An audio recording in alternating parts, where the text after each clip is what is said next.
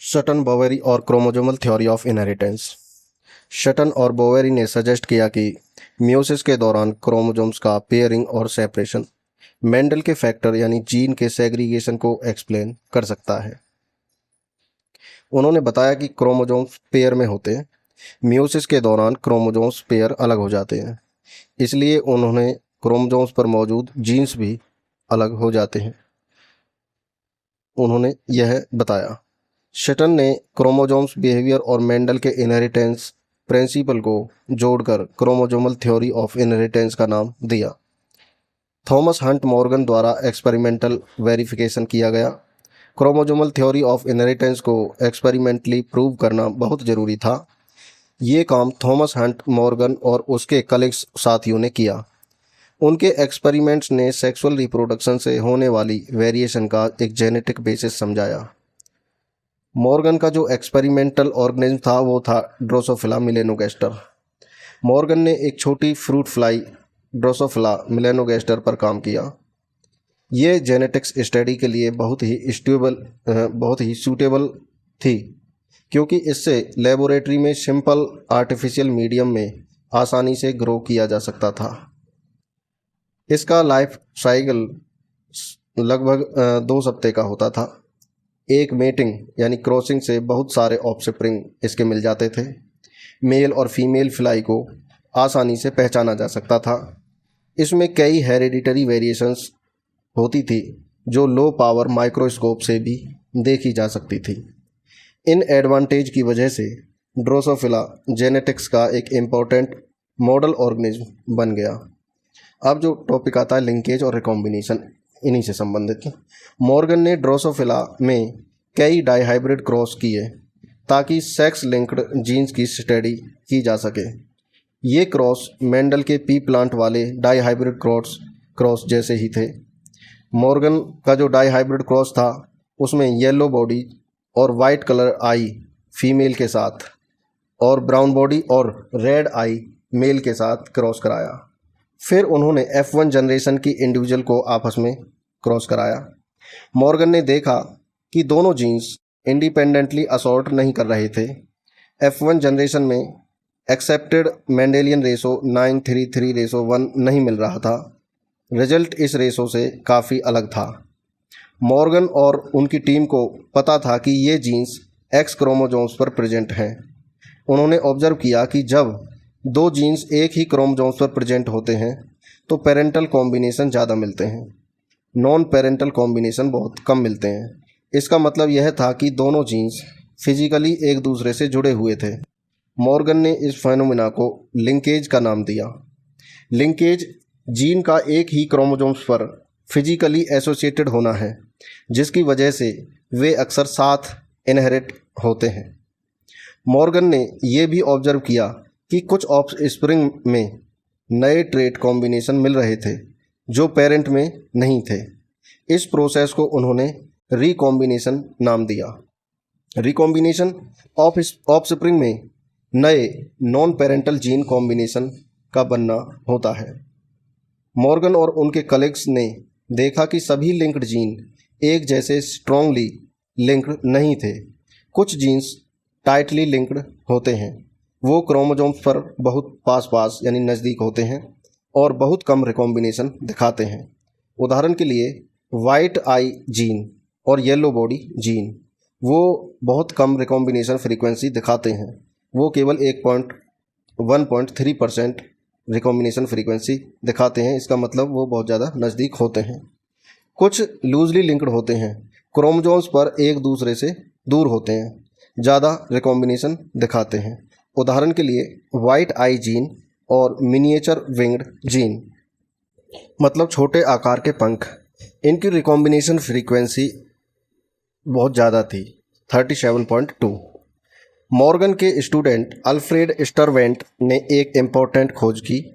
उन्होंने समझा कि 2 जीन्स के बीच में रिकॉम्बिनेशन फ्रीक्वेंसी का यूज उनके क्रोमोसोम्स पर डिस्टेंस को मापने के लिए किया जा सकता है। उन्होंने कंक्लूजन निकाला कि कम रिकॉम्बिनेशन फ्रीक्वेंसी का मतलब जीन बहुत पास हैं और ज़्यादा रिकॉम्बिनेशन फ्रीक्वेंसी का मतलब जीन दूर दूर है।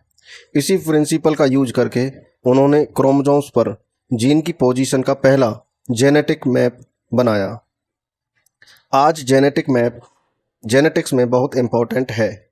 इनका यूज जीन की लोकेशन का पता लगाने के लिए, इनहेरिटेंस पैटर्न को समझने के लिए, जीनोम सीक्वेंस प्रोजेक्ट में हेल्प के लिए यूज किया जाता है। एक important example human genome project, जिसमें जेनेटिक मैपिंग का यूज पूरे ह्यूमन जीनोम को सीक्वेंस करने के लिए किया गया है, क्रम पता लगाने के लिए किया गया है। इस पिक्चर में थॉमस हंट मॉर्गन ने के एक्सपेरिमेंट को ये दिखाती हैं, जो उन्होंने ड्रोसोफिला मेलानोगास्टर यानी फ्रूट फ्लाई पर किया था। इस एक्सपेरिमेंट से उन्होंने लिंकेज और रिकॉम्बिनेशन के कंसेप्ट को समझाया था। मेंडल के अकॉर्डिंग जीन्स इंडिपेंडेंटली असॉर्ट होते हैं, लेकिन मॉर्गन ने देखा कि कुछ जीन्स एक ही क्रोमोसोम्स पर होते हैं और अक्सर एक साथ वो इनहेरिट होते हैं। इस फेनोमिना को लिंकेज कहते हैं। कभी कभी क्रॉसिंग ओवर की वजह से नए जीन्स कॉम्बिनेशन भी बन जाते हैं। इस प्रोसेस को रिकॉम्बिनेशन कहते हैं। इसमें जो क्रॉस ए दिखाया गया है स्ट्रॉन्ग लिंकेज दिखाता है। इसमें पेरेंट फ्लाई जो फीमेल है, येलो बॉडी और वाइट आई, और मेल वाइल्ड टाइप जो कि नॉर्मल होती है, इन दोनों के बीच में क्रॉस करने पर F1 जनरेशन प्रोड्यूस होती है। F1 flies mostly wild type की अपीयरेंस दिखाती हैं, क्योंकि वाइल्ड एलेल्स डोमिनेंट होते हैं। जब F1 को क्रॉस किया गया तो F2 जनरेशन मिली। F2 जनरेशन में पेरेंटल टाइप 98.7% जो वाइल्ड टाइप और येलो वाइट थी। ये कॉम्बिनेशन पेरेंट जैसे ही थे। रिकॉम्बिनेंट टाइप केवल एक 1.3% थे, जिनमें वाइट और येलो ये नए कॉम्बिनेशन थे। इससे कंक्लूजन निकलता है कि रिकॉम्बिनेशन बहुत कम हुई, सिर्फ 1.3%। इसका मतलब स्मॉल y और स्मॉल w जीन्स क्रोमोसोम्स पर बहुत पास लोकेटेड हैं, इसलिए ये जीन्स स्ट्रॉन्गली लिंक्ड हैं और लगभग हमेशा एक साथ ही वो इनहेरिट होते हैं। अब क्रॉस बी की बात करते हैं, जिसमें वीक लिंकेज को दिखाया गया है। इसमें पेरेंट फ्लाइज जिसमें फीमेल वाइट आइड और मिनिएचर विंग, यानी वाइट आई जो W और मिनिएचर विंग छोटी आकार की पंख स्मॉल m से दिखाया गया है। मेल में वाइल्ड टाइप, इनमें क्रॉस करने पर F1 जनरेशन बनती है। F1 जनरेशन में पेरेंटल टाइप 62.8% होती है, जिसमें वाइल्ड टाइप और वाइट मिनिएचर टाइप का रिकॉम्बिनेंट टाइप मिलता है जो 37.2% होता है। यहाँ रिकॉम्बिनेंट ऑफ स्प्रिंग की परसेंटेज काफ़ी ज़्यादा है। इससे पता लगाया जाता है कि स्मॉल w और स्मॉल m जीन्स क्रोमोसोम्स पर एक दूसरे से दूर लोकेटेड हैं। ज़्यादा डिस्टेंस होने की वजह से क्रॉसिंग ओवर भी ज़्यादा हुई और रिकॉम्बिनेंट ऑफ स्प्रिंग भी ज़्यादा बने। जब दो जीन्स एक ही लिंकेज की बात करते हैं, जब दो जीन्स एक ही क्रोमोसोम्स पर प्रेजेंट होते हैं और साथ साथ इनहेरिट होते हैं तो उसे लिंकेज कहते हैं। यहाँ पर स्मॉल y और small w genes strong linkage दिखाते हैं। रिकॉम्बिनेशन, जब मियोसिस के दौरान होमोलोगस क्रोमोसोम्स के बीच क्रॉसिंग ओवर होती है और नए जीन्स कॉम्बिनेशन बनते हैं तो उसे रिकॉम्बिनेशन कहते हैं। जैसे वाइट बॉडी या येलो आई जैसे नए कॉम्बिनेशन बनना। अब यहाँ पर इम्पोर्टेंट ऑब्जर्वेशन जो हमें मिलती है, स्ट्रॉन्ग लिंकेज कब होती है? जब जीन्स पास होते हैं और क्रॉसिंग ओवर बहुत कम होती है और रिकॉम्बिनेंट ऑफस्प्रिंग कम बनते हैं। वीक लिंकेज के दौरान जीन दूर होते हैं, क्रॉसिंग ओवर ज़्यादा होती है और रिकॉम्बिनेंट ऑफस्प्रिंग ज़्यादा बनते हैं। मॉर्गन का क्या योगदान रहा? मॉर्गन ने बताया कि जीन्स क्रोमोसोम्स पर प्रेजेंट होते हैं, सेम क्रोमोसोम्स पर जीन लिंक हो सकते हैं। रिकॉम्बिनेशन जीन डिस्टेंस को मापने का काम करती है। उनके स्टूडेंट अल्फ्रेड स्टर्टवेंट ने रिकॉम्बिनेशन फ्रीक्वेंसी का यूज करके जीन मैपिंग को डेवलप किया। अब यहाँ पर कुछ इंपॉर्टेंट पॉइंट्स जो आते हैं, शटन और बोवेरिन ने क्रोमोसोमल थ्योरी ऑफ इनहेरिटेंस को दिया। थॉमस हंट मॉर्गन ने ड्रोसोफिला पर एक्सपेरिमेंट करके थ्योरी को प्रूव किया। मॉर्गन ने लिंकेज और रिकॉम्बिनेशन को डिस्कवर किया। लिंक्ड जीन एक ही क्रोमोसोम्स पर होते हैं और अक्सर एक साथ इनहेरिट होते हैं। रिकॉम्बिनेशन नए जीन्स कॉम्बिनेशन बनाता है। टाइटली लिंक्ड जीन्स में रिकॉम्बिनेशन बहुत कम होता है और लूजली लिंक्ड जीन में रिकॉम्बिनेशन ज़्यादा होती है। अल्फ्रेड स्टार्टवेंट ने रिकॉम्बिनेशन फ्रीक्वेंसी का यूज करके जेनेटिक मैप बनाए। जेनेटिक मैप मॉडर्न जेनेटिक्स और जीनोम सीक्वेंसिंग में बहुत इंपॉर्टेंट टूल्स होते हैं। अब नेक्स्ट जो टॉपिक आता है पॉलीजेनिक इनहेरिटेंस। मेंडल की स्टडी मेनली उन ट्रेट्स पर आधारित थी जिनके क्लियर अल्टरनेटिव फॉर्म होते हैं, जैसे फ्लावर कलर पर्पल या फिर वाइट। लेकिन यदि हम अपने आसपास देखें तो बहुत से ट्रेट ऐसे होते हैं जो इतने क्लियर अलग अलग कैटेगराइज में नहीं होते। ये एक कंटिन्यूस रेंज या ग्रेडियंट में मिलते हैं। उदाहरण के लिए ह्यूमन में सिर्फ टॉल और शॉर्ट नहीं होते बल्कि हाइट की पूरी रेंज देखने को मिलती है। ऐसे ट्रेट को जनरली 3 या उससे ज़्यादा जीन्स कंट्रोल करते हैं। इनको पॉलीजेनिक ट्रेट कहते हैं और इस इनहेरिटेंस को पॉलीजेनिक इनहेरिटेंस कहा जाता है। पॉलीजेनिक इनहेरिटेंस में सिर्फ जीन ही नहीं बल्कि एनवायरनमेंट भी फिनोटाइप को अफेक्ट करता है। उदाहरण के लिए human skin colour polygenic inheritance का एक क्लासिक एग्जाम्पल है।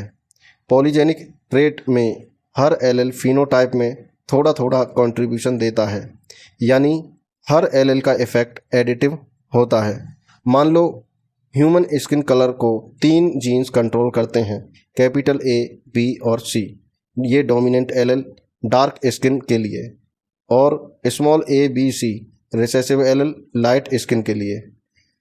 अब यहाँ पर डिफरेंट जीनोटाइप और स्किन कलर में कैसे हम रिलेशन देखते हैं कि कैपिटल A, B और C में सभी डोमिनेंट एलेल प्रेजेंट हैं तो यहाँ पर सबसे डार्क स्किन कलर मिलेगा, और यहाँ पर स्मॉल a, b, c तो यहाँ पर सभी रिसेसिव एलेल प्रेजेंट हैं, इसलिए सबसे लाइट स्किन कलर मिलेगा। यदि जीनोटाइप में 3 डोमिनेंट और 3 रिसेसिव एलेल हो जाएं तो स्किन कलर इंटरमीडिएट होगा। इस तरह जीनोटाइप में डोमिनेंट एलेल की संख्या डिसाइड करती है कि स्किन कितनी डार्क होगी और कितनी लाइट होगी। नेक्स्ट जो टॉपिक आता है प्लियोट्रॉपी।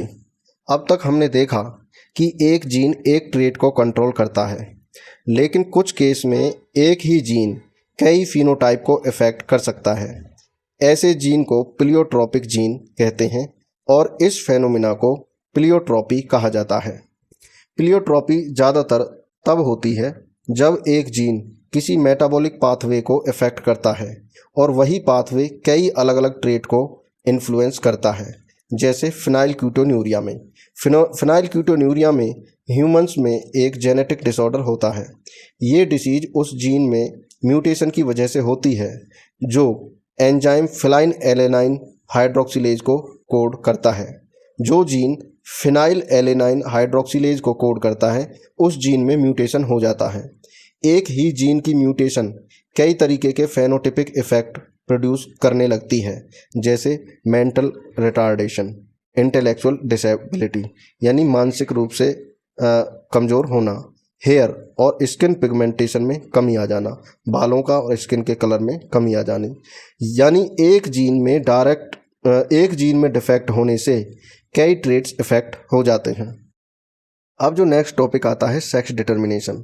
सेक्स डिटर्मिनेशन का मैकेनिज्म जेनेटिक्स के शुरुआती दौर में एक बहुत बड़ा पजल था। सेक्स डिटर्मिनेशन के क्रोमोजोमल बेसिस का पहला क्लू इंसेक्ट पर की गई स्टडी से मिला।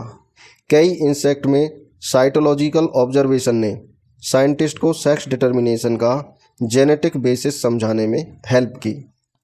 1891 में हैंकिंग ने कुछ इंसेक्ट में स्पर्मेटोजेनेसिस यानी स्पर्म फॉर्मेशन के दौरान एक स्पेशल न्यूक्लियर स्ट्रक्चर को ऑब्जर्व किया।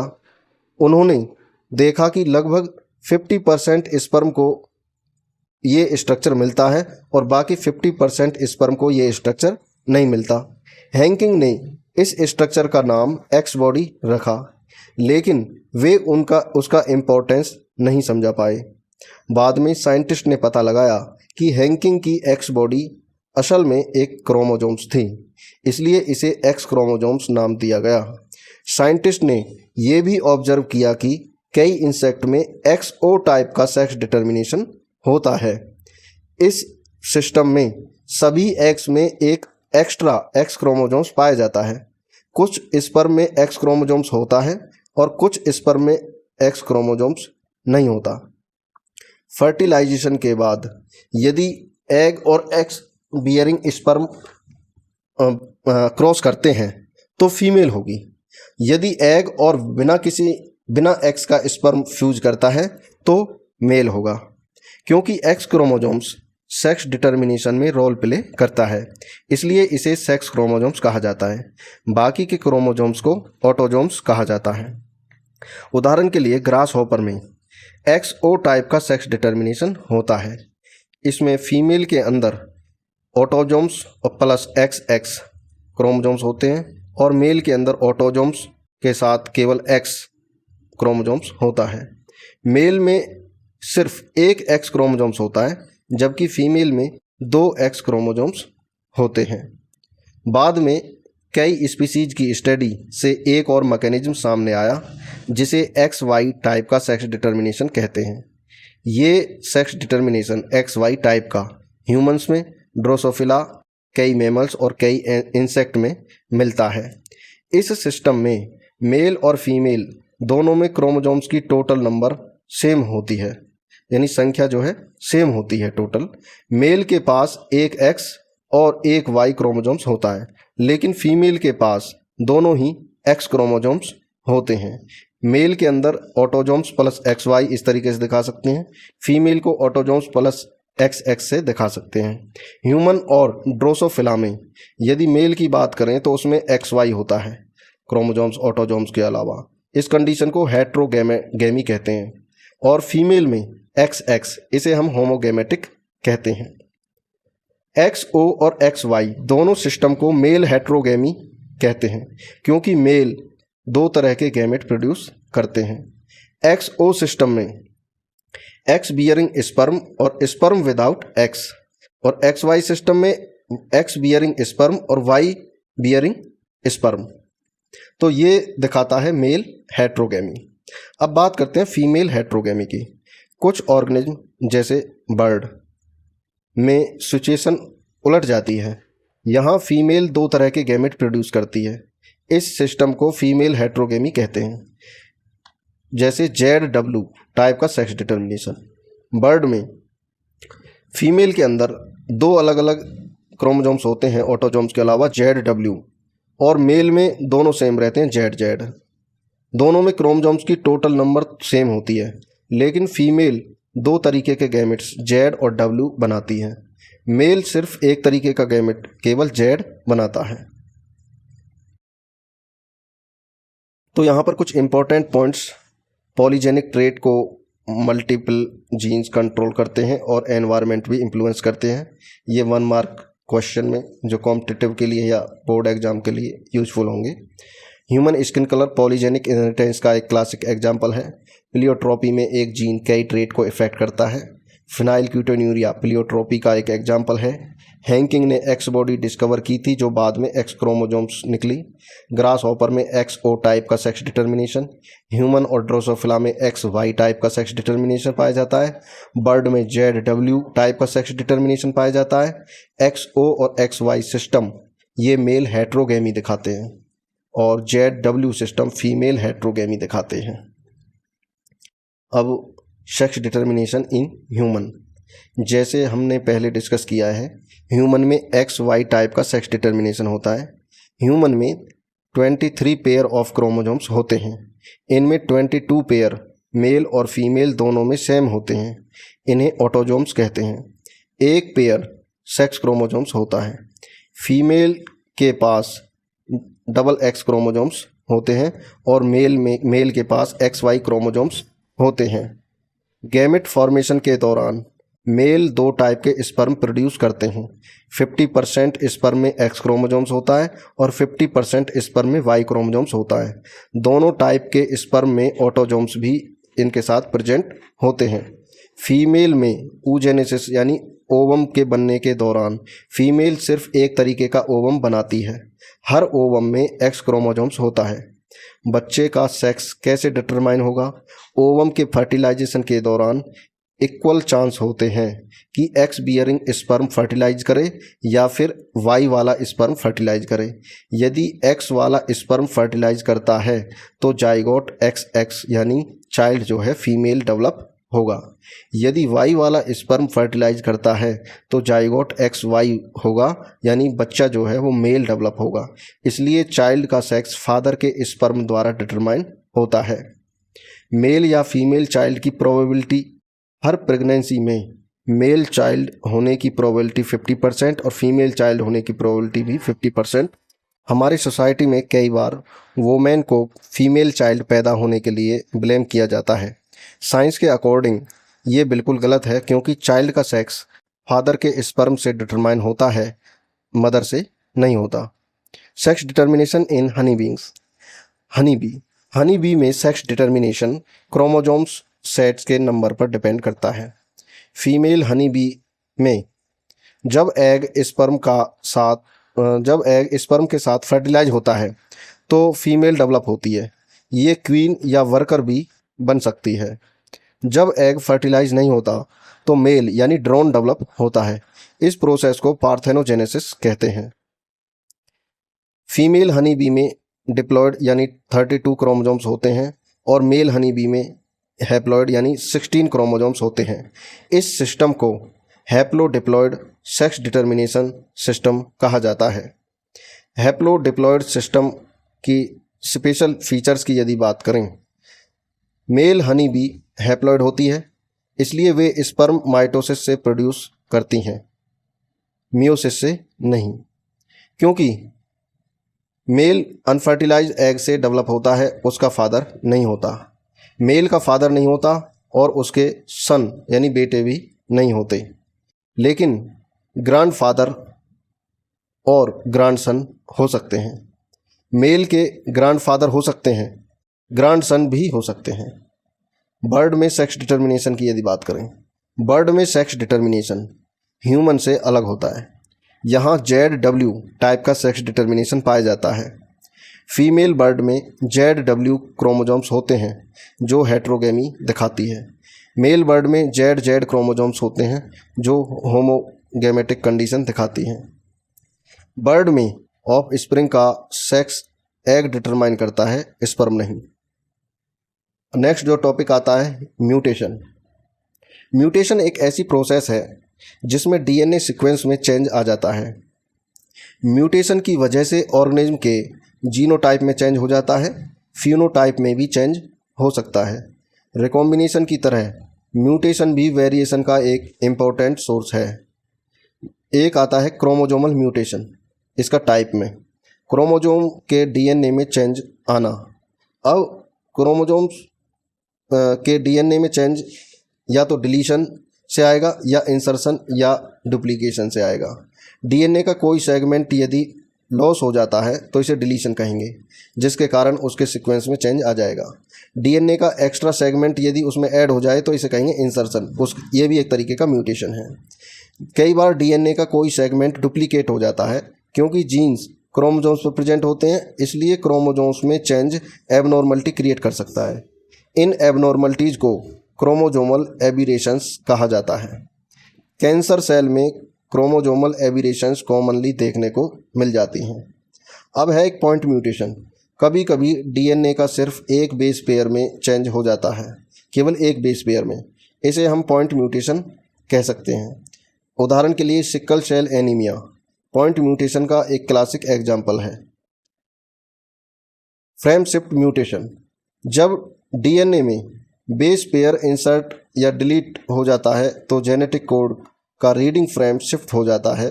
इस म्यूटेशन को फ्रेम शिफ्ट म्यूटेशन कहा जाता है। इस पिक्चर में आप फ्रेम शिफ्ट म्यूटेशन को देख सकते हैं।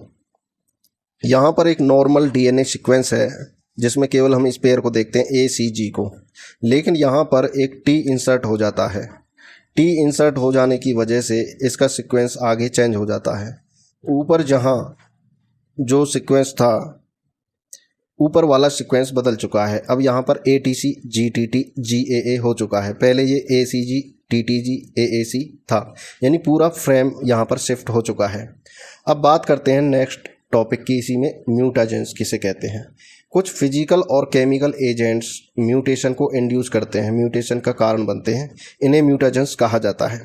अल्ट्रावायलेट रेडिएशंस DNA में म्यूटेशन कॉज कर सकती हैं, इसलिए अल्ट्रावायलेट रेडिएशन एक प्रकार का म्यूटेशन है। अब यहाँ पर एक कुछ इम्पोर्टेंट पॉइंट जो हमने ऊपर वाले टॉपिक पढ़े, यहाँ पर ह्यूमन में XY टाइप का सेक्स डिटर्मिनेशन होता है। यहाँ फीमेल XX और मेल XY दिखाता है। चाइल्ड का सेक्स फादर के स्पर्म से डिटरमाइन होता है। हर प्रेगनेंसी में मेल और फीमेल चाइल्ड की प्रोबेबिलिटी 50-50% होती है। हनी बी में हैप्लोडिप्लॉयड सेक्स डिटर्मिनेशन पाया जाता है। फीमेल हनी बी डिप्लॉयड यानी 32 क्रोमोजोम्स इसमें होते हैं। मेल हनी बी हैप्लॉयड यानी इसमें 16 क्रोमोजोम्स होते हैं। अनफर्टिलाइज्ड एग से मेल डेवलप होता है, जिसे पार्थेनोजेनेसिस कहते हैं। बर्ड में ZW टाइप का सेक्स डिटर्मिनेशन होता है। बर्ड में एग ऑफस्प्रिंग का सेक्स डिटरमाइन करता है। म्यूटेशन DNA सीक्वेंस में चेंज होता है। म्यूटेशन क्रोमोजोम या पॉइंट म्यूटेशन हो सकती है, क्रोमोजोमल या पॉइंट म्यूटेशन हो सकती है। Sickle cell anaemia point mutation का एक एग्जाम्पल है। UV रेडिएशंस एक म्यूटेजेंस है जो म्यूटेशन कॉज कर सकती है। अब नेक्स्ट जो टॉपिक आता है जेनेटिक डिसऑर्डर। जेनेटिक डिसऑर्डर से पहले हम पेडिग्री एनालिसिस पढ़ेंगे। ये बात की कुछ डिसीज और डिसऑर्डर इनहेरिटेंस के थ्रू एक जनरेशन से दूसरी जनरेशन में ट्रांसफ़र होते हैं, काफ़ी समय से लोगों को पता थी। लोगों ने ऑब्जर्व किया था कि कुछ ट्रेट्स और डिसीज फैमिली में बार बार दिखाई देती हैं। मेंडल के वर्क की रीडिस्कवरी के बाद साइंटिस्ट ने ह्यूमंस में इनहेरिटेंस पैटर्न को स्टडी करना शुरू कर दिया। क्योंकि ह्यूमंस में पी प्लांट की तरह कंट्रोल्ड क्रॉस करना पॉसिबल नहीं होता, इसलिए साइंटिस्ट फैमिली हिस्ट्री का स्टडी करते हैं। किसी फैमिली में कई जनरेशन तक किसी ट्रेट का डिसीज के इनहेरिटेंस पैटर्न का स्टडी करना पेडिग्री एनालिसिस कहलाता है।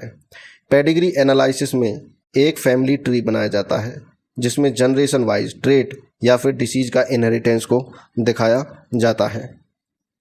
इस पिक्चर में पेडिग्री एनालिसिस में यूज होने वाले स्टैंडर्ड सिंबल को दिखाया गया है। पेडिग्री चार्ट फैमिली ट्री की तरह होता है जिससे किसी डिसीज या ट्रेट की इनहेरिटेंस को जनरेशन तक ट्रैक किया जाता है। स्क्वायर मेल को दिखाता है और सर्कल फीमेल को रिप्रेजेंट करता है। डायमंड जब इंडिविजुअल का सेक्स पता ना हो या मेंशन ना किया गया हो तब डायमंड का यूज किया जाता है। फील्ड सिंबल्स जो पर्सन डिसीज या ट्रेट से अफेक्ट होता है उसका सिंबल शेड या फील्ड दिखाया जाता है। मेल और फीमेल को जोड़ने वाली हॉरिजॉन्टल लाइन मैरिज या मेटिंग को शो करती है। डबल लाइन क्लोज रिलेटिव्स जैसे कजन्स के बीच में मैरिज को शो करती है। पेरेंट्स से नीचे जाने वाली लाइन चिल्ड्रन को रिप्रेजेंट करती है। एक हॉरिजॉन्टल लाइन से जुड़े चिल्ड्रन साइबलिंग होते हैं। इन्हें लेफ़्ट से राइट बर्थ ऑर्डर के अकॉर्डिंग दिखाया जाता है। यदि पेरेंट्स नॉर्मल हैं लेकिन चाइल्ड अफेक्टेड हैं तो चाइल्ड का सिंबल को फिल्ड करके दिखाया जाता है। इससे रिसेसिव डिसऑर्डर को आइडेंटिफाई करने में हेल्प मिलती है। डायमंड के अंदर लिखा नंबर बताता है कि कितने ऑफस्प्रिंग हैं। यहाँ 5 का मतलब 5 अनअफेक्टेड चिल्ड्रन हैं। जेनेटिक डिसीज की इनहेरिटेंस समझने के लिए पेडिग्री एनालिसिस इम्पॉर्टेंट होती है। ये आइडेंटिफाई करने में भी हेल्प करती है कि ट्रेट डोमिनेंट, रिसेसिव, ऑटोजोमल या सेक्स लिंक्ड है। हीमोफीलिया, कलर ब्लाइंडनेस, थैलेसीमिया जैसे डिसऑर्डर को स्टडी करने में भी पेडिग्री एनालिसिस इम्पॉर्टेंट होती है।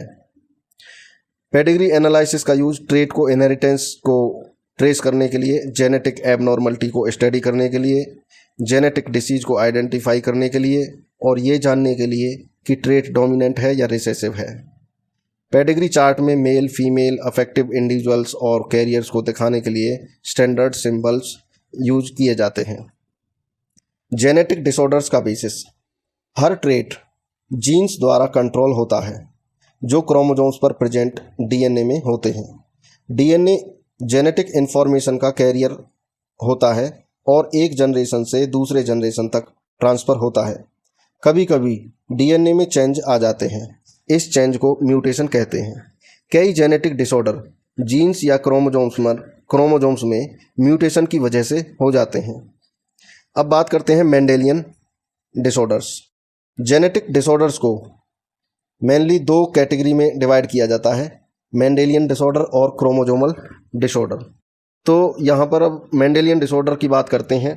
मेंडेलियन डिसऑर्डर्स एक सिंगल जीन में म्यूटेशन या अल्ट्रेशन की वजह से होता है। ये डिसऑर्डर्स मेंडल के इनहेरिटेंस प्रिंसिपल को फॉलो करते हैं। इनका इनहेरिटेंस पैटर्न पेडिग्री एनालिसिस के थ्रू ट्रेस किया जा सकता है। यहाँ पर कुछ मेंडेलियन डिसऑर्डर जैसे haemophilia, cystic fibrosis, sickle cell anaemia, colour blindness, phenylketonuria, thalassaemia, ये डिसऑर्डर्स हो सकते हैं। ये डिसऑर्डर्स डोमिनेंट या रिसेसिव हो सकते हैं और ये ऑटोजोमल या फिर सेक्स लिंक्ड भी दोनों टाइप के हो सकते हैं। अब बात करते हैं कलर ब्लाइंडनेस। कलर ब्लाइंडनेस एक सेक्स लिंक्ड रिसेसिव डिसऑर्डर होता है। इसमें आँख के रेड या ग्रीन कॉर्न सेल में डिफेक्ट हो जाता है। इस वजह से अफेक्टेड पर्सन रेड या फिर ग्रीन कलर में अंतर नहीं कर पाता है। ये डिसऑर्डर एक्स क्रोमोसोम्स पर प्रेजेंट जीन में म्यूटेशन की वजह से होता है। यहाँ पर एक्स क्रोमोसोम्स जो रिसेसिव होता है और जो एक कैरियर फीमेल से आता है, यहाँ पर कलर ब्लाइंडनेस बॉय को दिखाता है। क्योंकि यह रिसेसिव है इसलिए यह डिसीज़ एक रिसेसिव सेक्स लिंक्ड डिसऑर्डर में आती है। यहाँ पर लगभग 8% मेल अफेक्टेड होते हैं और सिर्फ 0.4% फीमेल अफेक्ट होते हैं। मेल के पास सिर्फ एक एक्स क्रोमोसोम्स होता है। यदि उसी एक्स क्रोमोसोम्स पर डिफेक्टिव जीन हो तो डिसीज एक्सप्रेस हो जाती है। फीमेल के पास 2 एक्स क्रोमोसोम्स होते हैं, इसलिए एक नॉर्मल एलेल डिफेक्टिव एलेल के इफ़ेक्ट को मास्क कर देता है, छुपा देता है। यदि मदर कैरियर है तो हर सन यानी उसके बेटे के कलर ब्लाइंडनेस होने की संभावना 50% होगी। डॉटर तभी कलर ब्लाइंड होगी जब मदर कैरियर हो और फादर कलर ब्लाइंड हो। ऐसा ही एक डिसऑर्डर हीमोफीलिया एक सेक्स लिंक्ड रिसेसिव डिसऑर्डर है। ये जनरली कैरियर फीमेल से उसके मेल ऑफस्प्रिंग में ट्रांसमिट होता है। यानी यदि एक माता कैरियर है तो उसके बेटे में ये ट्रांसमिट हो जाएगा। इसमें इसका कारण क्या है? ब्लड क्लॉटिंग प्रोसेस में इन्वॉल्व एक प्रोटीन डिफेक्ट हो जाती है। इस डिसीज में ब्लड प्रॉपरली क्लॉट नहीं कर पाता है। छोटा सा कट लगने पर भी ब्लीडिंग बहुत देर तक चल सकती है बिना क्लॉट के। कैरियर फीमेल अपने बेटे को डिसीज पास कर सकती है। फीमेल में रेयर क्यों होती है ये? किसी फीमेल को हीमोफीलिया होने के लिए मदर कैरियर होनी चाहिए और फादर हीमोफिलिक होना चाहिए। ये कॉम्बिनेशन बहुत ही रेयर होता है। इसमें जो प्रोबेबिलिटी बनती है 50% सन्स अफेक्टेड होते हैं और 0% डॉटर अफेक्टेड होते हैं। इस पिक्चर में हीमोफीलिया इनहेरिटेंस को दिखाया गया है। कैरियर मदर और नॉर्मल फादर को क्रॉस कराते हैं। क्रॉस होने पर पेरेंट्स जिसमें फादर नॉर्मल होता है, जिसका जीनोटाइप XY, इसमें फादर को हीमोफीलिया नहीं है। मदर जो कि एक कैरियर है, इसमें जीनोटाइप XX, मदर को हीमोफीलिया नहीं है लेकिन उसके लिए एक्स क्रोमोसोम्स पर हीमोफीलिया का डिफेक्टिव जीन प्रेजेंट है। जैसे गैमेट बनते हैं तो फादर के गैमेट XY और मदर के गैमेट XX। फर्टिलाइजेशन के बाद 4 तरह के ऑफस्प्रिंग बन सकते हैं। इसमें 25% नॉर्मल सन के चांस होते हैं जिसका जीनोटाइप XY होता है और इसको हीमोफीलिया नहीं होगा। सेकंड वाला हीमोफिलिक सन, इसके 25% चांस होते हैं और जीनोटाइप XY, इसमें हीमोफीलिया डिसीज मिलेगी। और नॉर्मल डॉटर, इसका जीनोटाइप XX, गर्ल होगी, ना डिसीज होगी और ना कैरियर होगी। लेकिन एक डॉटर कैरियर का काम करेगी जिसका जीनोटाइप XX है। इसमें डिसीज तो नहीं होगी लेकिन ये जो लड़की है कैरियर की तरह काम करेगी और फ्यूचर जनरेशन में उस जीन को पास कर सकेगी। तो इस प्रकार लड़कों में यानी सन में 50% नॉर्मल और 50% हीमोफिलिक होंगे। इसी डॉटर में 50% नॉर्मल और 50% कैरियर या फिर 0% हीमोफिलिक होंगे। अब यहाँ पर इम्पोर्टेंट जो कंसेप्ट है, हीमोफीलिया एक एक्स लिंक्ड रिसेसिव डिसऑर्डर है। मेल के पास सिर्फ एक एक्स क्रोमोसोम्स होता है। यदि उस एक्स पर डिफेक्टिव जीन आ जाए तो डिसीज एक्सप्रेस हो जाती है। फीमेल के पास दो एक्स क्रोमोसोम्स होते हैं। डिसीज तभी एक्सप्रेस होगी जब दोनों एक्स क्रोमोसोम्स पर डिफेक्टिव जीन होंगे। इस क्रॉस में फादर नॉर्मल है, इसलिए डॉटर को फादर से हमेशा एक नॉर्मल एक्स क्रोमोसोम्स मिलता है। इसी वजह से डॉटर्स अफेक्ट नहीं होती, सिर्फ कैरियर बन सकती हैं। इंग्लैंड की क्वीन विक्टोरिया हीमोफीलिया की कैरियर थी। उनके कई डिसेडेंट्स में ये डिसीज देखी गई। अब जो नेक्स्ट डिसीज है sickle cell anaemia. Sickle cell anaemia एक ऑटोजोमल रिसेसिव डिसऑर्डर है। ये डिसीज तब होती है जब दोनों पेरेंट्स म्यूटेंट जीन के कैरियर होते हैं। इसमें नॉर्मल एलएल एचबीए और म्यूटेंट एलएल एचबीएस होता है। एचबीए को नॉर्मल इंडिविजुअल और एचबीएस को नॉर्मल कैरियर यानी नॉर्मल दिखाई देता है, वैसे ये कैरियर का तरह काम करता है। सिकल सेल ट्रेट शो नहीं करेगा। यदि एचबीएस कंडीशन होगी तो डिसीज इंडिविजुअल होगा, उसको बीमारी होगी, और सिकल सेल एनीमिया वो शो करेगा। कैरियर इंडिविजुअल जिसमें एचबीएस के पास म्यूटेंट जीन ऑफस्प्रिंग को देने की 50% पॉसिबिलिटी होती है। ये डिसीज जो है इसका मॉलिक्यूलर कॉज की यदि बात करें तो बीटा ग्लोबिन चेन के जो 6th पोजीशन पर अमीनो एसिड रहता है उसका सब्सटीट्यूशन की वजह से ये हो जाती है। नॉर्मली जो अमीनो एसिड पाया जाता है 6th पोजीशन पर, जैसा कि इस पिक्चर में दिखाया गया है, ग्लूटामिक एसिड होता है और वह ग्लूटामिक एसिड वेलाइन से रिप्लेस हो जाता है। इस प्रकार डीएनए के बीटा ग्लोबिन जीन के 6th कोडोन में चेंज हो जाता है। नॉर्मल कोडोन GAG रहता है, लेकिन म्यूटेंट कोडोन जो रहता है GUG यानी वेलाइन आ जाता है। इस डिसीज में लो ऑक्सीजन कंडीशन में म्यूटेंट हीमोग्लोबिन मॉलिक्यूल आपस में चिपक जाते हैं और पॉलीमर बना देते हैं। इस वजह से आरबीसी की शेप भी चेंज हो जाती है। नॉर्मली आरबीसी की जो शेप रहती है वो बाइकॉनकेव रहती है, बाइकॉन्वेक डिस्क शेप, लेकिन सिकल सेल होने पर आरबीसी जो है इलोंगेटेड हो जाती है, सिकल शेप्ड हो जाती है।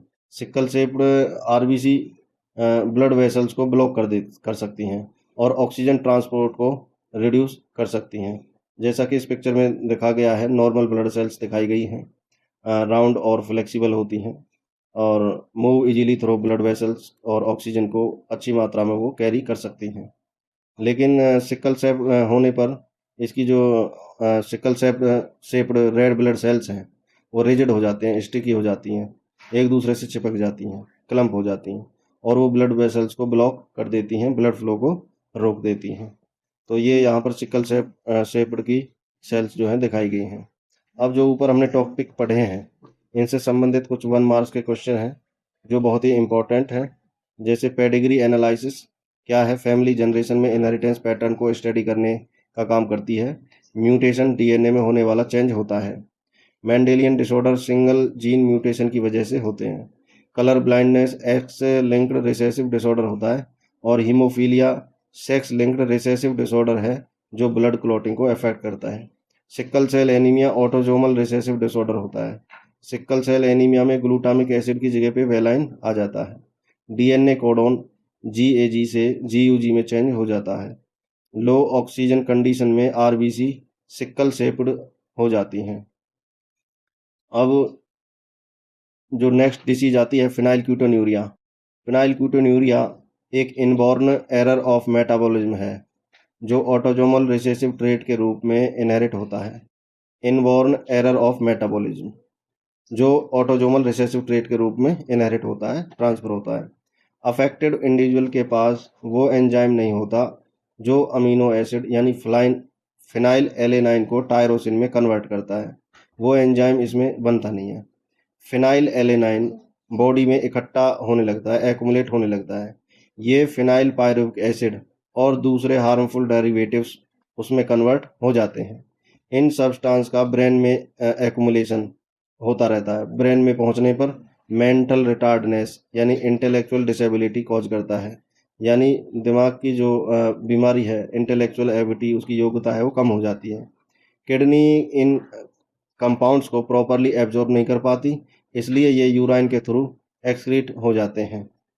इस पिक्चर में आप देख सकते हैं कि किस तरीके से यहाँ पर अमीनो एसिड फिनाइल एलेनाइन को फिनाइल हाइड्रोक्सिलेज एंजाइम टायरोसिन में कन्वर्ट करता है, ये दिखाया गया है नॉर्मली। लेकिन डिसीज होने के बाद अमीनो एसिड फिनाइल एलेनाइन को कन्वर्ट करने वाला जो एंजाइम है फिनाइल एलेनाइन हाइड्रोक्सिलेज, ये नहीं बनता है और ये टायरोसिन में कन्वर्ट नहीं होता है। उसके कारण ये फिनाइल एलेनाइन जो है ब्लड में एक्यूमुलेट होता रहता है और ब्रेन तक भी पहुंच सकता है। अगली जो डिसीज है थैलेसीमिया। थैलेसीमिया एक ऑटोजोमल रिसेसिव ब्लड डिसऑर्डर है। ये डिसीज तब ऑफ स्प्रिंग में ट्रांसमिट होती है जब दोनों पेरेंट्स जीन के कैरियर होते हैं, यानी दोनों पेरेंट्स कैरियर होने चाहिए, तब ये डिसीज उसकी संतान में आती है। डिसीज के रीजन या तो जीन म्यूटेशन हो सकता है या फिर जीन का डिलीशन हो सकता है। जीन में म्यूटेशन, कोई जीन जो है वो डिलीट हो जाता है, उसके कारण हो सकते हैं। इसके कारण हीमोग्लोबिन बनाने वाली जो ग्लोबिन चेन है उनकी सिंथेसिस कम हो जाती है, एबनॉर्मल हीमोग्लोबिन मॉलिक्यूल बनने लगते हैं। इससे एनीमिया डेवलप हो जाता है, ब्लड की कमी हो जाती है, जो इस डिसीज की मेन कैरेक्टरिस्टिक्स होती है। थैलेसीमिया एक होती है alpha thalassaemia. Alpha globin chain की प्रोडक्शन इसमें इफेक्ट हो जाती है। ये क्रोमोजोम 16 पर प्रेजेंट दो लिंक्ड जीन रहते हैं, HbA1 और HbA2, उनके द्वारा ये कंट्रोल होती है। जो क्रोमोजोम्स 16 पर प्रेजेंट होते हैं और वो जीन दोनों HbA1 और HbA2 दोनों आपस में लिंक रहते हैं। म्यूटेशन या डिलीशन एक या अधिक जीन्स में होने पर ये डिसीज डेवलप हो जाती है। जितने ज़्यादा जीन्स अफेक्ट होंगे उतनी ही कम अल्फा ग्लोबिन मॉलिक्यूल बनेंगी। दूसरा है बीटा थैलेसीमिया। बीटा थैलेसीमिया में बीटा ग्लोबिन चेन की प्रोडक्शन इफेक्ट हो जाती है। ये क्रोमोजोम्स नंबर 11 पर प्रेजेंट HBB जीन द्वारा कंट्रोल होती है। एक या दोनों HBB जीन में से म्यूटेशन होने से यह डिसीज हो जाती है। अब थैलेसीमिया और सिकल सेल एनीमिया में डिफरेंस है। थैलेसीमिया एक क्वांटिटेटिव डिफेक्ट है, इसमें ग्लोबिन मॉलिक्यूल की क्वांटिटी जो है वो कम बनती है, जबकि सिकल सेल एनीमिया एक क्वालिटेटिव डिफेक्ट है, इसमें ग्लोबिन मॉलिक्यूल बनता है लेकिन उसका स्ट्रक्चर और फंक्शन एबनॉर्मल हो जाता है। अब हम पढ़ते हैं क्रोमोजोमल डिसऑर्डर्स क्या रहते हैं। अभी जो हमने डिसऑर्डर्स पढ़े थे वो पढ़े थे जो म्यूटेशन के कारण होते हैं, पॉइंट म्यूटेशन के कारण। अब हम बात करते हैं क्रोमोजोमल डिसऑर्डर्स के। क्रोमोजोम डिसऑर्डर, क्रोमोजोम्स की या तो कमी हो जाएगी या फिर एक्सेस हो जाएगी या ज़्यादा हो जाएंगी या फिर एबनॉर्मल अरेंजमेंट हो जाएगा क्रोमोजोम्स का, तो इनकी वजह से क्रोमोजोमल डिसीज हो जाएगा।